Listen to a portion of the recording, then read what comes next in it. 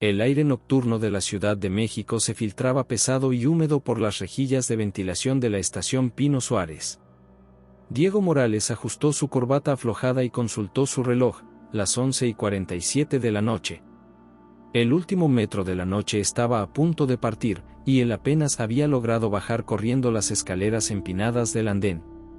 Sus zapatos de cuero resonaban contra el concreto manchado mientras se apresuraba hacia el vagón que esperaba con las puertas abiertas. El día había sido brutal en la oficina de ingeniería, planos rechazados, reuniones interminables y la presión constante de los plazos. Todo lo que quería era llegar a su departamento en la colonia Roma y olvidarse del mundo por unas horas. Cierre de puertas, anunció la voz metálica del sistema de altavoces.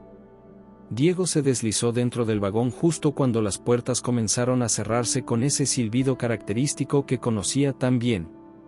El interior estaba débilmente iluminado por luces fluorescentes que parpadeaban ocasionalmente, creando sombras danzantes en las paredes de metal rayado. Solo había otros 4 pasajeros dispersos en los asientos de plástico naranja, una mujer mayor que tejía en silencio, un joven con audífonos que movía la cabeza al ritmo de música inaudible, una mujer de mediana edad que leía un libro de psicología, y un hombre de overol que parecía ser empleado del metro. El tren se sacudió ligeramente al comenzar su recorrido por los túneles subterráneos. Diego se acomodó en un asiento cerca de la ventana, aunque solo podía ver la oscuridad del túnel interrumpida ocasionalmente por las luces de emergencia que pasaban como estrellas fugaces. El movimiento rítmico del vagón y el sonido monótono de las ruedas sobre los rieles comenzaron a relajar sus músculos tensos. Sus párpados se volvieron pesados. La fatiga acumulada de semanas de trabajo excesivo finalmente lo venció, y Diego se dejó llevar por el sueño, con la cabeza recostada contra la ventana fría. No supo cuánto tiempo había dormido cuando un silencio absoluto lo despertó. El tren se había detenido completamente, y las luces fluorescentes se habían apagado, dejando solo una tenue luz de emergencia que apenas iluminaba el interior del vagón. Diego parpadeó, desorientado, y miró a su alrededor. Estaba solo. Los otros pasajeros habían desaparecido, y el vagón se sentía extrañamente frío. Se puso de pie, sintiendo una rigidez en el cuello, y caminó hacia las puertas. Presionó el botón de apertura, pero no pasó nada. Las puertas permanecieron selladas herméticamente. «Hola», gritó, su voz resonando de manera inquietante en el espacio vacío. «¿Hay alguien ahí?». Fue entonces cuando escuchó los sonidos, un raspado metálico que parecía venir de debajo del vagón, seguido de un gemido largo y grave que se filtraba a través de las paredes. Diego sintió que se le erizaba la piel. «Disculpe», dijo una voz femenina detrás de él. Diego se volteó bruscamente y vio a la mujer que había estado leyendo el libro de psicología. Era de estatura media, con cabello castaño recogido en una cola de caballo y ojos inteligentes que reflejaban la misma confusión que él sentía. «Yo pensé que estaba solo», balbuceó Diego. «¿Usted también se quedó dormida?». «Elena Vázquez», se presentó ella, extendiendo su mano. «Soy psicóloga». «Y sí, me quedé dormida después de la estación Valderas». «¿Sabe dónde estamos?». Diego estrechó su mano, notando que estaba fría como el hielo. «Diego Morales, ingeniero civil». «Y no tengo idea». «Las puertas no abren, y...». Se detuvo cuando otro sonido metálico resonó desde el exterior, más fuerte esta vez. Elena se acercó a una de las ventanas y presionó su rostro contra el vidrio. «No veo nada. Está completamente oscuro ahí afuera. Ni siquiera las luces del túnel». «Esto no es normal», murmuró Diego, sacando su teléfono celular. La pantalla mostraba, sin señal, y, extrañamente, la hora parpadeaba entre las 11:47 de la noche y las 12 de la noche sin estabilizarse. Los sonidos del exterior se intensificaron, ahora parecían pasos arrastrándose por el andén, acompañados de susurros ininteligibles que se filtraban a través de las rendijas de las puertas. Elena y Diego se miraron, y en los ojos de ella, Diego vio el mismo terror creciente que sentía en su pecho. «Creo», dijo Elena con voz temblorosa, «que no estamos en una estación normal del metro». La luz de emergencia parpadeó una vez más antes de estabilizarse en un resplandor rojizo que teñía todo el interior del vagón de un color inquietante. Diego y Elena habían pasado los últimos 20 minutos explorando cada rincón del compartimento, buscando alguna forma de escape o al menos una explicación para su situación. «Aquí hay algo», dijo Elena, arrodillándose junto a uno de los asientos. Había encontrado un panel de mantenimiento ligeramente abierto. «Parece que alguien estuvo aquí antes que nosotros». Diego se acercó y ayudó a abrir completamente el panel. Dentro encontraron herramientas oxidadas y un mapa del sistema de metro que parecía ser de décadas atrás. Las líneas estaban marcadas con tinta descolorida, y había estaciones que Diego no reconocía. «Miren esto», murmuró una voz desde el otro extremo del vagón. Ambos se voltearon y vieron a la anciana que había estado tejiendo. Había aparecido silenciosamente, como si hubiera estado ahí todo el tiempo. Su cabello blanco estaba despeinado, y sus ojos tenían una expresión distante, casi vidriosa. «Señora», comenzó Diego, pero ella lo interrumpió. «Carmen Herrera», se presentó con voz ronca. «Y no se sorprendan. Aquí el tiempo no funciona como debería. ¿Cuánto tiempo llevo aquí?» Se tocó la frente con confusión. «Los días se mezclan con las noches». «¿Qué quiere decir?», preguntó Elena, acercándose lentamente. Su entrenamiento psicológico le decía que la mujer podría estar en shock o experimentando algún tipo de episodio disociativo. «Este lugar», Carmen señaló hacia las ventanas, «no es una estación común. Es donde se quedaron los desaparecidos del 85. Mi hijo, mi Pedrito, estaba aquí cuando tembló la tierra». Antes de que pudieran procesar completamente sus palabras, otra voz lo sobresaltó. «No están locos», exclamó un joven que apareció desde la parte trasera del vagón. Tenía el cabello despeinado y cargaba una mochila llena de libros y papeles. «Yo soy Javier Mendoza, estudiante de Historia en la UNAM. He estado investigando las leyendas urbanas del metro durante años, y esto es real». Diego sintió que su mundo racional se desmoronaba. «Esperen. Todos ustedes estaban aquí antes, ¿verdad? ¿Por qué no los vi cuando subí al tren?» «Porque», dijo una quinta voz, grave y cansada, «aquí las cosas no aparecen hasta que están listas para ser vistas». Un hombre de mediana edad con overol del metro emergió de la sombra cerca de la cabina del conductor. Tenía las manos manchadas de grasa y una expresión de culpabilidad que parecía haberse grabado permanentemente en su rostro. Roberto Castillo, se presentó sin extender la mano. Trabajaba para el sistema de transporte colectivo».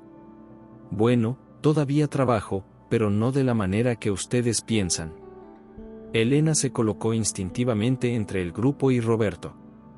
«¿Qué quiere decir con eso?». Roberto se sentó pesadamente en uno de los asientos, y el metal crujió bajo su peso. «Esta línea fue clausurada en 1985, después del terremoto. Oficialmente, por daños estructurales. Pero la verdad es que hubo incidentes. Gente que desapareció. Sonidos que no podíamos explicar». Javier sacó una grabadora antigua de su mochila y la encendió. «¿Puedo grabar esto? Es exactamente lo que he estado buscando». «No creo que esa cosa funcione aquí, muchacho», dijo Carmen con una sonrisa triste. «Aquí la tecnología se comporta de manera extraña».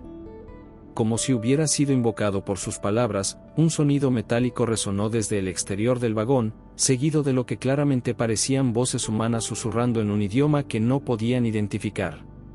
Los 5 pasajeros se quedaron inmóviles, escuchando. «Esas voces», murmuró Carmen, con lágrimas comenzando a formarse en sus ojos. «Reconozco una de ellas. Es mi Pedrito».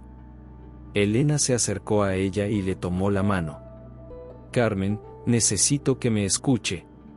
¿Qué recuerda exactamente del día que desapareció su hijo?» «Era 19 de septiembre de 1985, respondió Carmen con voz quebrada. Pedro tenía 17 años. Iba a la escuela cuando empezó el temblor.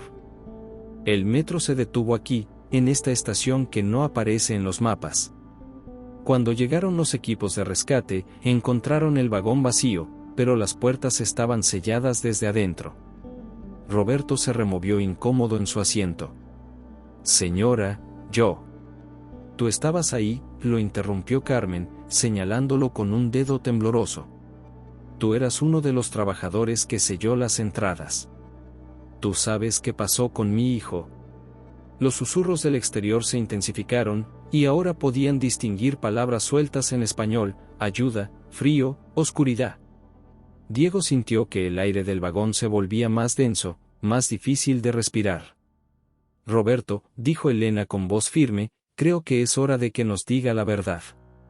Roberto Castillo se puso de pie lentamente, sus articulaciones crujiendo como las puertas oxidadas del vagón. Sus ojos evitaron la mirada acusadora de Carmen mientras se dirigía hacia el panel de control del conductor. La verdad, murmuró, presionando una serie de botones que no deberían haber funcionado en un tren sin energía, es que algunos secretos están enterrados por una buena razón. Para sorpresa de todos, las puertas del vagón se abrieron con un silbido neumático que resonó como un suspiro de alivio.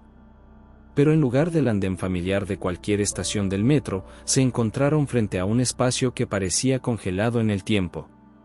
La estación era amplia, con techos abovedados cubiertos de azulejos que alguna vez habían sido blancos pero ahora estaban manchados de humedad y moho. Las paredes estaban cubiertas de grafitis descoloridos y carteles publicitarios de los años 80, anuncios de películas que Diego recordaba vagamente de su infancia, promociones de productos que ya no existían, y avisos gubernamentales sobre medidas de seguridad post-terremoto. Dios mío, susurró Javier, sacando una cámara antigua de su mochila. Es como un museo del horror. Elena fue la primera en bajar del vagón, sus pasos resonando en el andén vacío. El aire olía a humedad, metal oxidado y algo más que no podía identificar, un aroma dulzón y desagradable que le recordaba a flores marchitas. Cuidado donde pisan, advirtió Roberto, siguiéndolos con reluctancia. El suelo no es estable en todas partes.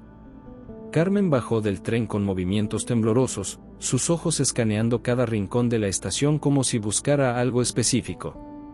Reconozco este lugar, murmuró. Los azulejos rotos junto a esa columna, el banco de metal torcido. Pedro me describió todo esto en mis sueños. Diego, siempre el ingeniero, examinó la estructura del techo. Esto no puede ser real. Según los planos oficiales del metro, no hay ninguna estación en esta ubicación. Y miren esas grietas en las vigas de soporte, este lugar debería haberse colapsado hace décadas. Pero aquí estamos, dijo Elena, acercándose a una taquilla abandonada. Detrás del vidrio agrietado había billetes de metro de denominaciones que no había visto nunca, y un calendario que mostraba septiembre de 1985, con el día 19 marcado con un círculo rojo. Javier se había alejado del grupo, explorando los túneles que se extendían en ambas direcciones. Oigan, vengan a ver esto, gritó, su voz creando ecos múltiples en la estación vacía. Cuando se acercaron, encontraron a Javier arrodillado junto a una pila de escombros que bloqueaba parcialmente uno de los túneles.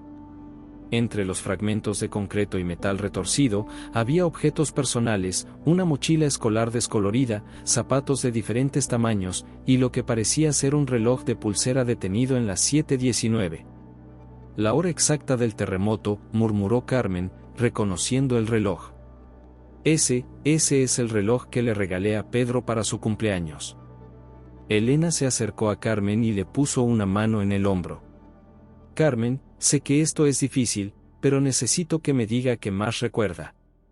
¿Ha tenido sueños o visiones sobre este lugar? Todas las noches durante 40 años, respondió Carmen con voz quebrada. Pedro viene a mí en sueños. Me dice que está atrapado aquí, que no puede irse. Que hay algo que los mantiene prisioneros. Roberto, que había permanecido en silencio, finalmente habló. Señora Herrera, yo estaba aquí ese día. Era parte del equipo de mantenimiento que llegó después del terremoto. Carmen se volteó hacia él, sus ojos brillando con una mezcla de esperanza y furia. ¿Viste a mi hijo? ¿Estaba vivo? Los encontramos, dijo Roberto, su voz apenas un susurro. A Pedro y a los otros pasajeros. Estaban vivos, pero algo había cambiado en ellos. Sus ojos estaban completamente negros, y hablaban en voces que no eran suyas. Diego sintió que se le helaba la sangre. ¿Qué quiere decir con eso? Había algo más en esta estación, continuó Roberto, las palabras saliendo de él como si hubiera estado conteniendo esta confesión durante décadas. Algo que el terremoto había despertado. Los supervisores nos ordenaron sellar todas las entradas y reportar que no habíamos encontrado sobrevivientes. Mentiroso, gritó Carmen, golpeando a Roberto en el pecho con sus puños. Mi hijo estaba vivo y ustedes lo abandonaron. Elena intervino, separando a Carmen de Roberto.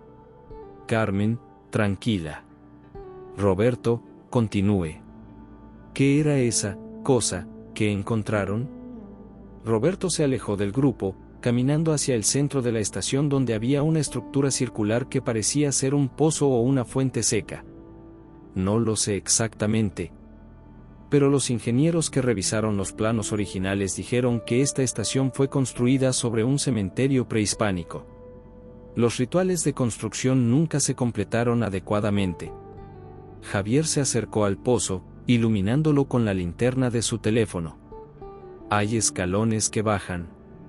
¿Y escuchan eso? Todos se quedaron inmóviles.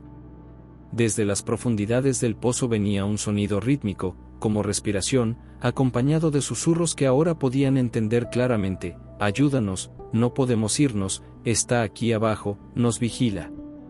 Carmen se acercó al borde del pozo, lágrimas corriendo por sus mejillas. Pedro, mi amor, ¿estás ahí abajo? La respuesta llegó en forma de una voz joven que todos pudieron escuchar. Mamá, por favor, sácanos de aquí, el guardián no nos deja partir. Roberto retrocedió, su rostro pálido de terror. No deberían haber venido aquí. Ahora que están aquí, que han escuchado las voces, él sabe que están aquí. ¿Quién sabe?, preguntó Diego, pero su pregunta fue respondida por un sonido que heló la sangre de todos, pasos pesados que se acercaban desde las profundidades del túnel, acompañados de un raspado metálico que resonaba como uña sobre pizarrón. Elena miró a su alrededor desesperadamente. Necesitamos salir de aquí. Ahora. Pero cuando se voltearon hacia el vagón del metro, descubrieron que había desaparecido, dejándolos atrapados en la estación fantasma con lo que fuera que se acercaba desde la oscuridad. Las luces de emergencia de la estación comenzaron a parpadear de manera errática, creando un espectáculo estroboscópico que convertía cada sombra en una amenaza potencial. El grupo se había refugiado detrás de la taquilla abandonada, sus respiraciones entrecortadas creando pequeñas nubes de vapor en el aire que se había vuelto inexplicablemente frío. Los pasos se han detenido, susurró Elena, presionando su oído contra la pared de azulejos agrietados. Su entrenamiento psicológico le había enseñado a mantener la calma en situaciones de crisis, pero esto desafiaba toda lógica y razón. Javier tenía su grabadora en la mano, aunque la aguja del medidor de sonido se movía erráticamente sin que hubiera ruido audible. Esto es increíble, murmuró, su fascinación académica luchando contra el terror. Los niveles de actividad electromagnética están completamente fuera de lo normal. Muchacho, le dijo Carmen con voz temblorosa, guarda esa cosa.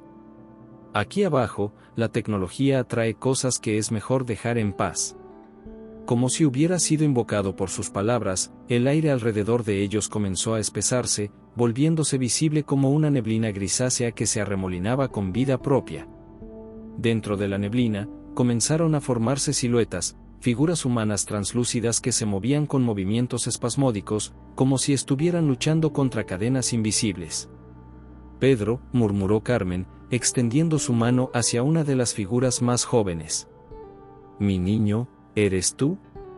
La silueta se acercó, y por un momento, los rasgos de un adolescente se hicieron visibles en la neblina. Sus ojos estaban llenos de una tristeza infinita, y cuando habló, su voz sonaba como si viniera de muy lejos. Mamá, has venido por mí.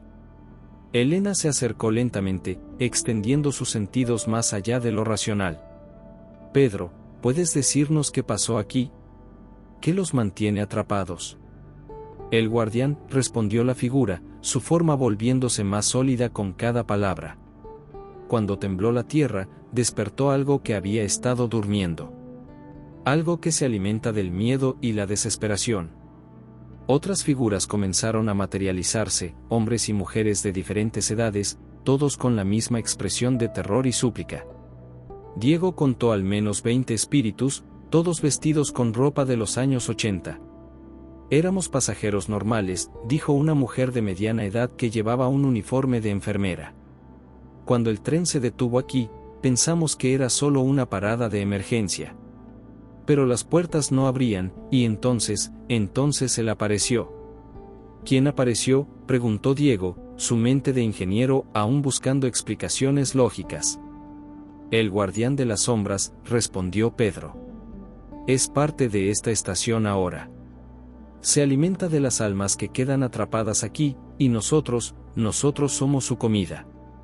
Roberto, que había permanecido en silencio, finalmente habló. Yo los vi ese día.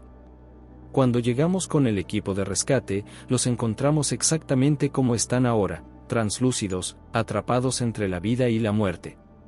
Los supervisores dijeron que era shock postraumático, pero yo sabía que era algo más.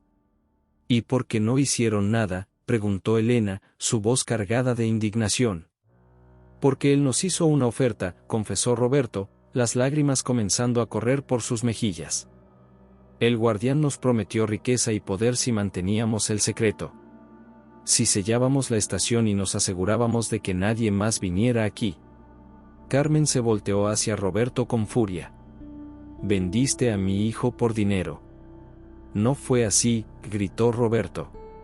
Él dijo que si traíamos más gente, se volvería más fuerte. Que eventualmente escaparía de esta estación y se extendería por todo el sistema de metro. Los espíritus comenzaron a agitarse, sus formas volviéndose más definidas y amenazantes. Pedro se acercó a Roberto, y por primera vez, su expresión mostró algo más que tristeza, mostró ira. 40 años, dijo Pedro, su voz ahora resonando con un poder sobrenatural. 40 años hemos estado atrapados aquí, alimentando a esa cosa, mientras tú vivías tu vida con el dinero manchado de sangre. Elena sintió que algo cambiaba en la atmósfera de la estación. Su sensibilidad psicológica, agudizada por años de trabajo con pacientes traumatizados, le decía que estaban al borde de algo terrible. Pedro, necesito que me escuches, dijo Elena, acercándose al espíritu del joven. ¿Hay alguna manera de derrotar al guardián? ¿Alguna forma de liberarlos? Hay una manera, respondió Pedro, mirando hacia el pozo en el centro de la estación. Pero requiere un sacrificio. Alguien tiene que bajar ahí y enfrentarlo directamente. Y esa persona no regresará. Carmen se acercó al pozo sin dudarlo. Entonces iré yo. He vivido 40 años sin mi hijo. Es hora de que estemos juntos. No, dijo Elena, tomando a Carmen del brazo. Tiene que haber otra manera. Pero sus palabras fueron interrumpidas por un sonido que heló la sangre de todos, una risa profunda y resonante que parecía venir de las paredes mismas de la estación. Las luces de emergencia se apagaron completamente, dejándolos en una oscuridad absoluta. Cuando las luces volvieron a encenderse, los espíritus habían desaparecido, y en su lugar, al final del andén, había una figura encapuchada que parecía estar hecha de sombras y metal oxidado. Bienvenidos, dijo la figura con una voz que sonaba como el chirrido de frenos de tren, a mi dominio. La figura encapuchada se movía de una manera que desafiaba las leyes de la física, deslizándose por el andén sin que sus pies tocaran el suelo. Su forma parecía estar compuesta de la misma oscuridad que llenaba los túneles, pero con detalles que brillaban con un resplandor metálico enfermizo, cadenas que colgaban de su túnica, fragmentos de rieles de tren incrustados en lo que podrían haber sido sus brazos, y 2 puntos de luz roja que ardían donde deberían estar sus ojos. 40 años, dijo la entidad, su voz resonando desde múltiples direcciones a la vez, 40 años alimentándome de la desesperación de los atrapados. Y ahora traen más almas para mi colección. Diego retrocedió instintivamente, su mente racional luchando por procesar lo que veía. Esto no puede ser real. Tiene que haber una explicación científica. El guardián se volteó hacia él, y Diego sintió como si miles de agujas de hielo se clavaran en su mente. ¿Explicación científica? La risa de la entidad sonaba como metal siendo desgarrado. Yo soy más viejo que su ciencia, ingeniero. Existía antes de que construyeran estos túneles sobre mi tumba. Elena se colocó protectoramente frente a Carmen, quien temblaba violentamente. ¿Qué eres exactamente? Soy el guardián de los muertos que no pueden descansar, respondió la entidad, acercándose lentamente. Cuando construyeron esta estación sobre el cementerio sagrado, perturbaron mi sueño eterno. El terremoto de 1985 rompió las barreras que me contenían, y desde entonces me he alimentado de las almas perdidas. Roberto se había acurrucado detrás de un banco de metal, sollozando. Yo cumplí mi parte del trato. Mantuve el secreto. Nadie más vino aquí durante décadas. Ah, sí, mi fiel sirviente, dijo el guardián, volteándose hacia Roberto. Pero tu utilidad ha llegado a su fin. Y estos nuevos visitantes, especialmente la mujer con el don. Sus ojos ardientes se fijaron en Elena. Ella será especialmente nutritiva. Elena sintió una presión inmensa en su mente, como si algo estuviera tratando de abrirse paso a través de sus defensas mentales. Imágenes comenzaron a bombardear su conciencia, visiones de otros pasajeros que habían quedado atrapados a lo largo de los años, sus últimos momentos de terror antes de ser absorbidos por la entidad. Veo que tienes el don de la percepción, murmuró el guardián, acercándose más. Puedes ver a través del velo entre los mundos. Eso te hace especial. Javier, que había estado grabando todo con su dispositivo, de repente gritó, la grabadora está funcionando. Está registrando frecuencias que no deberían existir. El guardián se volteó hacia él con interés. Un estudioso de lo oculto. Qué apropiado. Tú serás el primero en unirte a mi colección. La entidad extendió lo que parecía ser un brazo, y Javier fue levantado del suelo por una fuerza invisible. Sus ojos comenzaron a ponerse vidriosos, y su voz cambió cuando habló, es hermoso. Puedo ver todo. El pasado, el presente, todos los secretos enterrados bajo la ciudad. Javier, gritó Elena, pero cuando trató de acercarse, una barrera invisible la detuvo. Carmen, sin embargo, logró moverse. Se acercó al guardián con una determinación que sorprendió a todos. ¿Quieres almas?, le dijo, su voz firme a pesar del terror. Toma la mía. Pero libera a mi hijo y a los otros. El guardián la miró con lo que podría haber sido curiosidad. Interesante. Una madre dispuesta a sacrificarse. Pero tu alma está marchita por el dolor. No me nutriría adecuadamente. Entonces, ¿qué quieres?, preguntó Diego, tratando de mantener la voz firme. Quiero salir de aquí, respondió el guardián, su forma volviéndose más sólida y amenazante. Durante décadas he estado confinado a esta estación, alimentándome de las migajas que el destino me trae. Pero con las almas adecuadas, puedo expandir mi dominio. Puedo extenderme por todo el sistema de metro, y eventualmente, por toda la ciudad. Elena sintió una revelación golpearla como un rayo. Por eso Roberto y los otros sellaron la estación. No solo para ocultar las muertes, sino para contenerte. Muy inteligente, psicóloga, dijo el guardián. Pero los sellos se debilitan con el tiempo. Y ahora que están aquí, que han escuchado las voces de los muertos, han creado una conexión. Una puerta que puedo usar para escapar. Roberto se puso de pie temblorosamente. No era parte del trato. Dijiste que te quedarías aquí si mantenía el secreto. Los tratos cambian, respondió el guardián con crueldad. especialmente cuando se presentan oportunidades mejores. Javier, aún suspendido en el aire, comenzó a convulsionar. Su grabadora cayó al suelo y se hizo pedazos, pero antes de romperse completamente, reprodujo una grabación que había hecho días antes, su voz explicando las leyendas urbanas del metro, mencionando rituales de protección y objetos sagrados que podrían usarse contra entidades malévolas.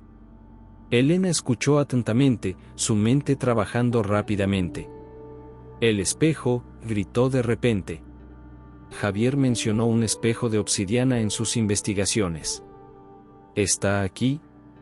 El guardián soltó a Javier, quien cayó al suelo como un muñeco de trapo. «Imposible. Ese artefacto fue destruido hace siglos». Pero Carmen sonrió por primera vez desde que habían llegado a la estación. «No fue destruido», dijo, señalando hacia el pozo en el centro de la estación. «Pedro me lo mostró en mis sueños. Está ahí abajo, donde comenzó todo».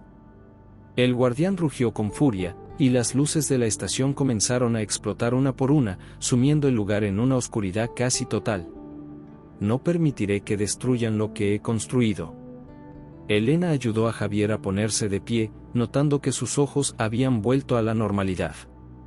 «¿Estás bien?» «Creo que sí», murmuró Javier, tocándose la cabeza. «Pero vi cosas terribles. Y también vi la verdad sobre el espejo». Diego se acercó al pozo, iluminándolo con la linterna de su teléfono. «Si vamos a hacer esto, tenemos que hacerlo ahora, antes de que se vuelva más fuerte».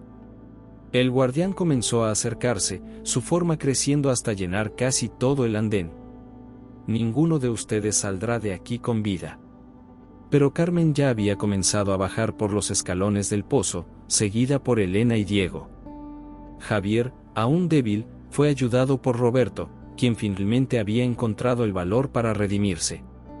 «Vamos por ese espejo», dijo Elena, su voz resonando en las profundidades. «Y vamos a terminar con esto de una vez por todas». Los escalones de piedra que descendían al pozo estaban resbaladizos por la humedad acumulada de décadas. Elena mantenía una mano en la pared para equilibrarse, sintiendo bajo sus dedos grabados que parecían ser jeroglíficos prehispánicos.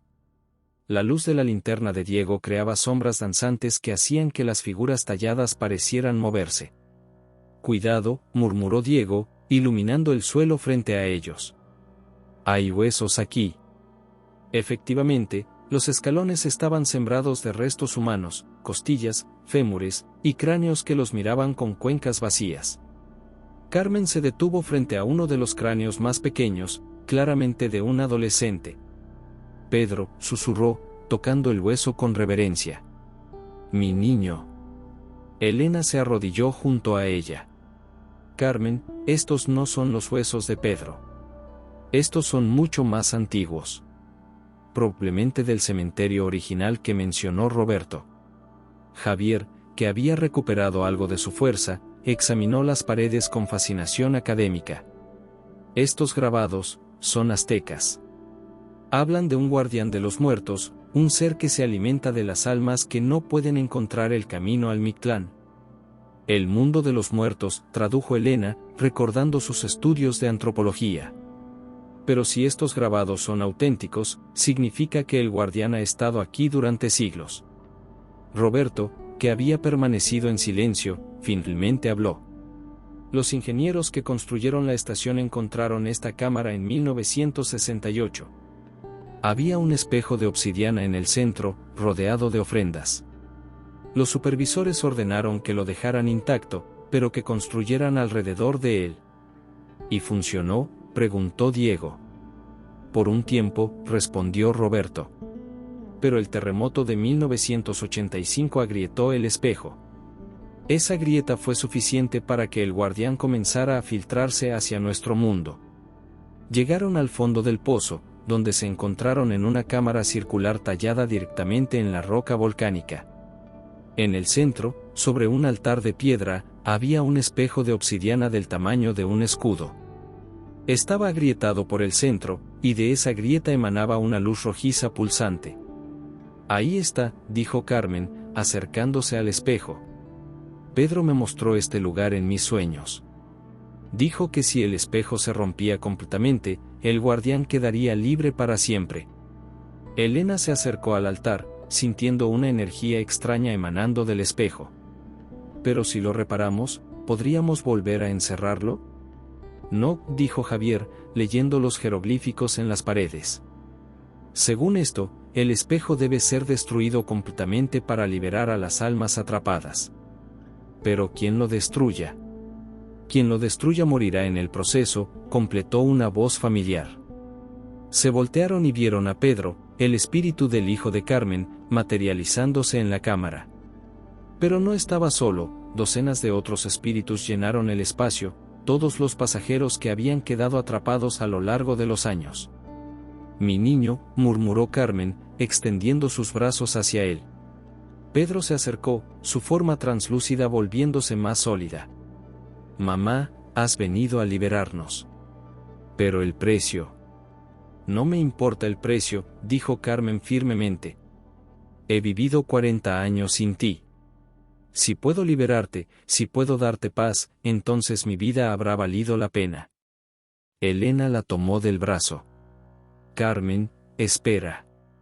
Tiene que haber otra manera. Pero antes de que pudiera continuar, un rugido ensordecedor resonó desde arriba. El guardián había encontrado la entrada al pozo y estaba descendiendo, su forma llenando el túnel como una avalancha de sombras. Se nos acabó el tiempo, gritó Diego. Javier se acercó al espejo, examinando la grieta. Si pudiera canalizar toda la energía de los espíritus hacia la grieta, podría amplificar el poder destructivo. Pero necesitaríamos a alguien que pueda servir como conductor. Yo puedo hacerlo, dijo Elena, comprendiendo inmediatamente. Mi sensibilidad psíquica me permite conectar con los espíritus. No, dijo Carmen, empujando a Elena hacia atrás. Esta es mi responsabilidad. Mi hijo ha estado atrapado aquí por mi culpa. Porque no pude protegerlo. Carmen, no fue tu culpa, gritó Elena, pero Carmen ya había colocado sus manos sobre el espejo agrietado. Inmediatamente, una luz brillante comenzó a emanar de sus manos. Los espíritus se acercaron, incluyendo a Pedro, y comenzaron a canalizar su energía hacia Carmen. Ella gritó de dolor, pero no retiró las manos. Mamá, no, gritó Pedro, pero su voz sonaba más débil, como si estuviera siendo drenado. El guardián apareció en la entrada de la cámara, su forma ahora gigantesca y terrible. Deténganse. Si destruyen el espejo, destruirán todo el equilibrio. Exactamente, gritó Carmen, presionando más fuerte contra el espejo.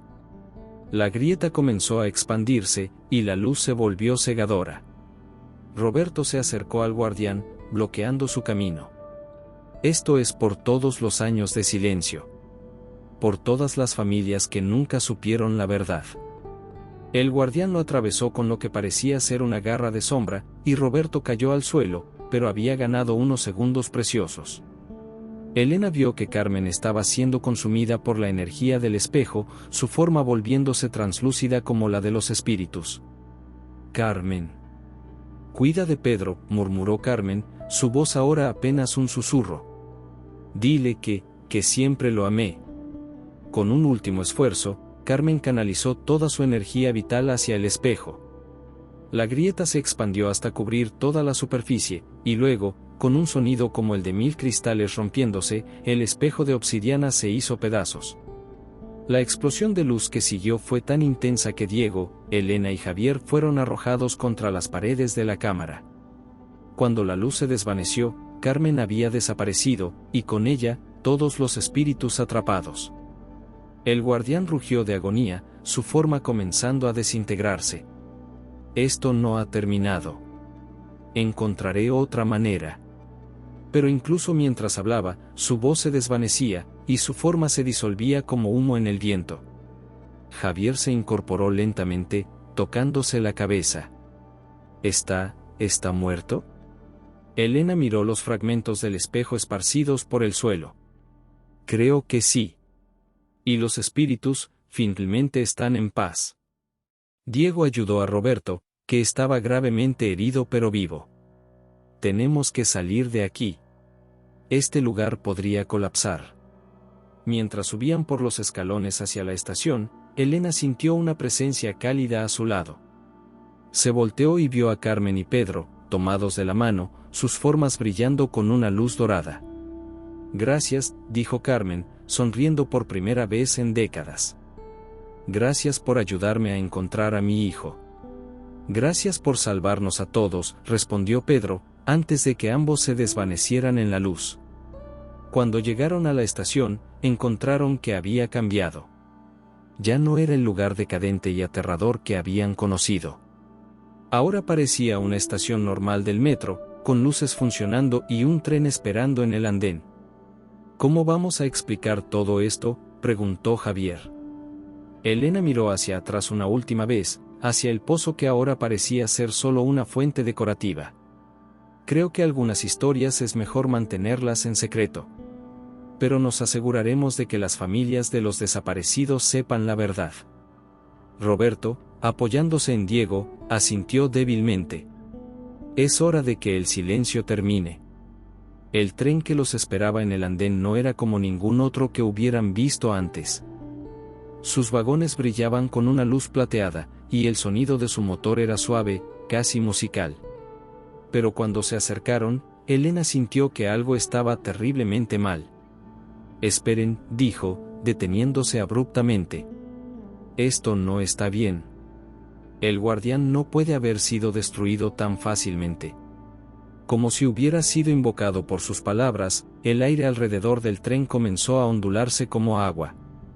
La ilusión se desvaneció, revelando que seguían en la estación decadente, pero ahora estaba llena de una neblina espesa que se arremolinaba con malevolencia. Muy inteligente, psicóloga, resonó la voz del guardián desde todas las direcciones. Pero romper el espejo solo me ha liberado de mis limitaciones. Ahora puedo manifestarme completamente en su mundo. La neblina comenzó a condensarse, formando no una, sino múltiples figuras del guardián. Cada una era ligeramente diferente, una llevaba los restos de un uniforme de metro de los años 80, otra tenía fragmentos de huesos incrustados en su forma sombría, y una tercera parecía estar hecha completamente de metal oxidado y cables eléctricos. Somos todos los miedos, dijeron las figuras al unísono, todas las pesadillas que han nacido en estos túneles durante décadas. Javier retrocedió, su grabadora funcionando erráticamente en sus manos. No es posible. El espejo era su ancla. Sin él, debería haber desaparecido. El espejo era mi prisión, rugió el guardián principal, acercándose. Pero también era mi fuente de poder. Al destruirlo, han liberado toda esa energía acumulada durante siglos. Diego analizó rápidamente la situación con su mente de ingeniero. Si el espejo canalizaba la energía, entonces debe haber otro punto focal. Algo que mantenga estable su manifestación. Elena cerró los ojos, extendiendo sus sentidos psíquicos. A través de la neblina, podía percibir líneas de energía que convergían hacia un punto específico de la estación. Ahí, dijo, señalando hacia una sección de la pared que parecía diferente a las demás. Hay algo detrás de esa pared. Roberto, a pesar de sus heridas, se acercó cojeando. Esa es la pared que sellamos en 1985. Detrás de ella está la cámara original donde encontramos a los primeros pasajeros. Y donde hiciste tu trato con el diablo, añadió Elena con amargura. Una de las figuras del guardián se materializó directamente frente a Javier, quien gritó cuando garras de sombra se extendieron hacia él. Pero antes de que pudieran tocarlo, una luz dorada lo rodeó, y la figura de Pedro apareció entre ellos. No mientras yo pueda impedirlo, dijo el espíritu del joven, su forma ahora más sólida y poderosa que antes. Imposible, rugió el guardián. Te liberé cuando el espejo se rompió. Deberías haber pasado al otro lado. Elegí quedarme, respondió Pedro, y su voz fue acompañada por las de otros espíritus que comenzaron a materializarse alrededor del grupo. Elegimos quedarnos para asegurar que esto termine de una vez por todas. Carmen apareció junto a su hijo, su forma brillando con la misma luz dorada. No pudimos proteger a los vivos cuando estábamos atrapados, pero ahora que somos libres, podemos luchar. Elena sintió una oleada de esperanza, pero también de comprensión. Ustedes no pueden quedarse aquí para siempre. Esto va contra el orden natural. Lo sabemos, dijo Carmen. Pero podemos darte el tiempo que necesitas para encontrar la verdadera fuente de su poder. Los espíritus formaron un círculo protector alrededor de los vivos, sus formas brillantes contrastando con las sombras amenazantes del guardián. Elena aprovechó la distracción para acercarse a la pared sellada, presionando sus manos contra el concreto agrietado. «Puedo sentir algo detrás de aquí», murmuró, cerrando los ojos para concentrarse. «Es como un corazón latiendo. Algo vivo». Diego examinó la estructura de la pared. Si usamos los fragmentos del espejo como palanca, podríamos crear suficiente presión para romper el sello. Javier recogió algunos de los pedazos de obsidiana más grandes, notando que aún pulsaban con una energía residual. Estos fragmentos todavía tienen poder. Tal vez podamos canalizarlo. El guardián principal rugió de furia al darse cuenta de sus intenciones. «No permitiré que destruyan mi corazón». Las múltiples figuras se lanzaron contra el círculo de espíritus, y la batalla comenzó en serio. La luz dorada chocó contra la oscuridad malévola, creando destellos que iluminaban toda la estación. Pedro luchaba directamente contra una de las figuras del guardián, sus formas entrelazándose en un combate que trascendía lo físico. «Ahora», gritó Elena, mientras Roberto y Diego usaban los fragmentos de obsidiana para hacer palanca contra la pared sellada. El concreto comenzó a agrietarse, revelando detrás una cámara pequeña que contenía algo que hizo que todos se detuvieran, un corazón humano momificado, suspendido en el aire por cables de energía pura, latiendo con un ritmo hipnótico. «El corazón del primer guardián», susurró Roberto. «Los ingenieros lo encontraron cuando construyeron la estación. Pensamos que estaba muerto, pero solo estaba durmiendo», completó Elena. «Y el espejo lo mantenía contenido». Carmen se acercó al corazón, su forma espiritual brillando más intensamente. «Puedo destruirlo, pero necesito que todos canalicen su energía hacia mí. Vivos y muertos juntos». «Mamá, no», suplicó Pedro. «Ya hiciste suficiente sacrificio». «No es un sacrificio, mi amor», respondió Carmen con una sonrisa serena. «Es completar lo que comenzamos». Elena extendió sus manos hacia Carmen, sintiendo la conexión psíquica establecerse. Diego y Javier hicieron lo mismo, mientras Roberto, a pesar de su debilidad, añadió su propia energía al flujo. Los espíritus de los otros pasajeros se unieron al círculo, creando una red de poder que convergía en Carmen. Ella extendió sus manos hacia el corazón latiente, y cuando lo tocó, una explosión de luz pura llenó la cámara. El guardián gritó con una voz que parecía venir de las profundidades de la tierra misma. Sus múltiples formas comenzaron a desintegrarse, siendo absorbidas hacia el corazón que ahora se contraía violentamente. «Esto no puede ser», rugió. «He existido durante milenios». «Y ahora», dijo Carmen, su voz resonando con el poder de todos los espíritus unidos, «es hora de que descanses». Con un último esfuerzo, Carmen canalizó toda la energía acumulada directamente al corazón. La explosión resultante fue silenciosa pero devastadora, una onda de luz pura que se extendió por toda la estación, purificando cada rincón de la oscuridad acumulada. Cuando la luz se desvaneció, el guardián había desaparecido completamente. El corazón momificado se había convertido en polvo, y la cámara secreta se había sellado por sí misma. Los espíritus comenzaron a desvanecerse uno por uno, sus formas disolviéndose en partículas de luz dorada que se elevaban hacia el techo de la estación. «Gracias», dijo Pedro, acercándose a Elena. «Por ayudar a mi madre a encontrar la paz». «Gracias a ustedes», respondió Elena, con lágrimas en los ojos. «Por enseñarnos que el amor puede trascender incluso la muerte». Carmen fue la última en desaparecer. Se acercó a cada uno de los supervivientes, tocando sus frentes con una bendición silenciosa. «Recuerden», les dijo, Algunas batallas solo pueden ganarse cuando los vivos y los muertos luchan juntos. Y con esas palabras, ella también se desvaneció, dejando solo una sensación de paz y completitud en el aire. La estación comenzó a transformarse a su alrededor, las paredes agrietadas se repararon, las luces parpadeantes se estabilizaron, y el aire viciado se volvió fresco y limpio. Un tren real apareció en el andén, sus puertas abriéndose con un silbido familiar y reconfortante. Creo, dijo Javier, guardando su grabadora que ahora funcionaba normalmente, que finalmente podemos ir a casa. El tren que los llevó de vuelta a la superficie era diferente a cualquier viaje que hubieran experimentado antes. Los asientos eran cómodos, el aire era fresco, y por las ventanas podían ver las luces normales del túnel del metro, no la oscuridad sobrenatural que los había rodeado durante horas. Elena se sentó junto a la ventana, observando cómo las estaciones familiares pasaban una por una: Salto del Agua, Valderas, Cuauhtémoc. Cada nombre en los letreros le confirmaba que habían regresado al mundo real, al México que conocían.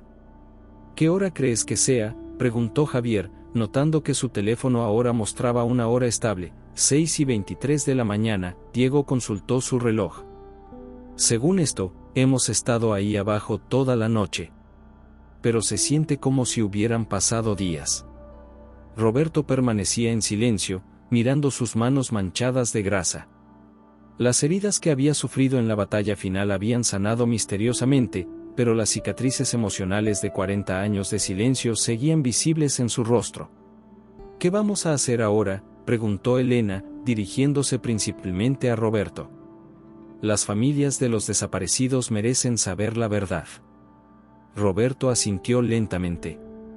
Tienes razón. He vivido con esta culpa durante demasiado tiempo. Hay archivos, documentos que guardé todos estos años. Nombres, fechas, evidencia de lo que realmente pasó. El tren se detuvo en la estación Pino Suárez, donde todo había comenzado. Cuando las puertas se abrieron, fueron recibidos por la luz dorada del amanecer que se filtraba desde la superficie. Miren, dijo Javier, señalando hacia una de las paredes de la estación. Donde antes había habido un mapa normal del sistema de metro, ahora había una placa conmemorativa que no había estado ahí la noche anterior. Estaba dedicada a los pasajeros perdidos del 19 de septiembre de 1985 y listaba 23 nombres, incluyendo el de Pedro Herrera. ¿Cómo es posible?, murmuró Diego. Elena sonrió, sintiendo una calidez familiar en su corazón. Creo que algunas cosas se corrigen solas cuando se hace justicia. Subieron las escaleras hacia la superficie, y cuando emergieron a la calle, fueron recibidos por el bullicio matutino de la Ciudad de México. Los vendedores ambulantes preparaban sus puestos, los trabajadores se dirigían a sus empleos, y el aire olía a tortillas recién hechas y café. Era hermoso y normal, y después de lo que habían vivido, esa normalidad se sentía como un milagro. Necesito ir a la oficina del metro, dijo Roberto, enderezando los hombros con una determinación que no había mostrado en décadas. Es hora de que entregue esos archivos. Yo iré contigo, ofreció Elena. Como psicóloga, puedo ayudar a las familias a procesar la información. Javier guardó su grabadora en la mochila. Y yo escribiré la historia real. No como una leyenda urbana, sino como un testimonio de lo que realmente pasó. Diego los miró a todos, sintiendo un vínculo que trascendía la experiencia compartida. ¿Nos mantendremos en contacto? Por supuesto, respondió Elena. Después de lo que hemos vivido, somos más que conocidos.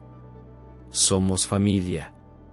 Se separaron en la plaza, cada uno dirigiéndose hacia su nueva vida, transformados por la experiencia. Roberto caminó hacia las oficinas del sistema de transporte colectivo, cargando una caja de documentos que había mantenido oculta durante 40 años. Elena se dirigió a su consulta, pero con una nueva perspectiva sobre su trabajo. Había decidido especializarse en terapia para familias de desaparecidos, usando su experiencia tanto profesional como sobrenatural para ayudar a otros a encontrar la paz. Javier regresó a la universidad, pero abandonó su tesis sobre leyendas urbanas. En su lugar, comenzó a trabajar con organizaciones de derechos humanos, ayudando a documentar casos de desapariciones forzadas y apoyando a las familias en su búsqueda de verdad. Diego volvió a su trabajo como ingeniero, pero con una nueva apreciación por los misterios que la ciudad guardaba bajo su superficie. Se ofreció como voluntario para inspeccionar las estaciones más antiguas del metro, asegurándose de que ningún otro lugar albergara secretos similares. 6 meses después, se reunieron en el mismo café cerca de la estación Pino Suárez. Roberto había logrado que se abriera una investigación oficial sobre los desaparecidos de 1985. 23 familias finalmente habían recibido respuestas sobre el destino de sus seres queridos. Elena había abierto un centro de apoyo para familias de desaparecidos, financiado parcialmente por una fundación anónima que sospechaban tenía conexión con Roberto y su necesidad de redención. Javier había publicado un libro sobre los desaparecidos del metro, donando todas las ganancias a las familias afectadas. El libro se había convertido en un bestseller, no como entretenimiento, sino como un testimonio de la importancia de la verdad y la justicia. ¿Alguna vez se arrepienten?, preguntó Elena, mientras tomaban café y observaban a los pasajeros entrar y salir de la estación. ¿De haber bajado a esa estación?, preguntó Diego. Nunca. Fue aterrador, pero también fue necesario. Roberto, que había envejecido visiblemente pero parecía más en paz consigo mismo, asintió. Por primera vez en 40 años, puedo dormir sin pesadillas. Javier levantó su taza de café en un brindis silencioso. Por Carmen y Pedro, y por todos los que encontraron la paz. Y por la verdad, añadió Elena, que siempre encuentra una manera de salir a la luz. Mientras hablaban, una brisa suave pasó por la plaza, llevando consigo el aroma de flores frescas. Por un momento, Elena creyó ver 2 figuras familiares caminando tomadas de la mano entre la multitud, una mujer mayor y un joven, ambos sonriendo y en paz. Cuando parpadeó, habían desaparecido, pero la sensación de calidez y completitud permaneció. El metro de la Ciudad de México siguió funcionando como siempre, transportando millones de pasajeros cada día. Pero ahora, en la estación Pino Suárez, había una placa que recordaba a los 23 pasajeros que habían encontrado finalmente el camino a casa. Y en las profundidades de los túneles, donde una vez había existido una estación fantasma, ahora solo había paz. Los ecos del pasado habían sido silenciados, reemplazados por la promesa de que la verdad, sin importar cuánto tiempo tome, siempre prevalece. Los 4 amigos continuaron reuniéndose cada mes, no solo para recordar su experiencia, sino para honrar la memoria de aquellos que habían perdido la vida y para asegurar que sus historias nunca fueran olvidadas. Porque habían aprendido que algunas batallas trascienden la vida y la muerte, y que el amor, la verdad y la justicia son fuerzas más poderosas que cualquier oscuridad que pueda acechar en las sombras de la ciudad. Y así, en una ciudad construida sobre las ruinas de civilizaciones antiguas, donde el pasado y el presente se entrelazan en cada esquina, 4 personas habían encontrado no solo la manera de enfrentar sus miedos más profundos, sino también la forma de transformar una tragedia en esperanza, y el silencio en verdad. El sol se puso sobre la Ciudad de México, pintando el cielo de colores dorados que recordaban la luz que había liberado a las almas atrapadas. Y en algún lugar, en la paz del más allá, Carmen y Pedro Herrera caminaban juntos por fin, sabiendo que su historia había servido para sanar no solo sus propias heridas, sino las de muchos otros. La historia había terminado, pero su legado continuaría para siempre.